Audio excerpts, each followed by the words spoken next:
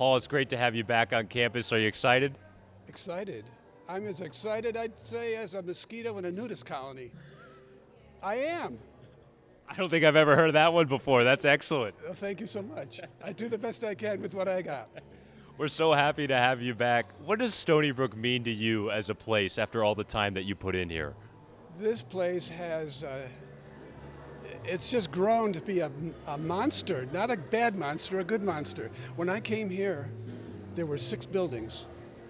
Can you believe that? 6 buildings were some under construction, and that was just before the period of all the mud you might have heard of. The students had to travel around campus through mud puddles, and they were not happy about it. But anyway, there were 6 buildings: the gym, the infirmary.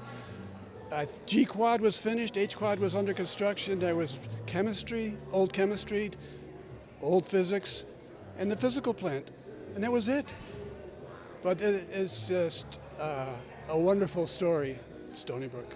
How proud are you now looking at where it's at today? You know, people back in the day never heard of Stony Brook. Now it's just, Stony Brook is a contender. They feel like Stony Brook has got some real opportunities to be the best, especially in athletics. That's what the people I hang around with, they kind of fear Stony Brook. Football, basketball. And those are a couple of programs, the football program specifically, that you started here as men's athletic director along with men's lacrosse. Can you take us back to those days at the inception of those programs? Well, I became the men's athletic director in May of 1983, right after John Ramsey. And early in that summer, Dr. Marburger said, we're going to have football. Now, I was looking forward to cross country and soccer in the fall, not this behemoth, which I wasn't even aware of, that how much it took to have a football program. We didn't have a stadium. So almost the next day, it's all started to become a program. I drove in one day, and there was a fence around a field back over there. And I called up the physical plant guy, and I said, what did you do? You put up a fence around a field. He goes, yeah, I figured you'd need one. Okay, so we have a football field now. All we have is a fence. So we got I had help. There was a football booster club, parents, mainly of former club players, because there was a club team, and they were pretty successful. And they got some money together, and they put in some bleachers. They built the bleachers. They even put in 4 telephone poles and constructed, with the help of the university, a press box that you had to climb up through the hole in the bottom floor, a big long ladder, and to get up there. So it could hold 4 people. Eventually there was a rooftop. You could get up there with a railing, and you could film from up there. My first interview after I hired Coach Kornhauser, he was the first full-time coach. We had to talk about budget, and I said, I know you need assistant coaches. How many do you need? I'm thinking 2, because I don't know anything about football. He goes, and he was taking it easy on me. He said, I got to have at least 4. Oh, my heart, 4? Oh, and of course it grew. It's like when the baseball coach, Matt Seng, said to me after we hired him, and we're talking about budget. All right, what is this line right here? Baseballs, 22 dozen baseballs. What do you need 22 dozen baseballs? You got 18 games.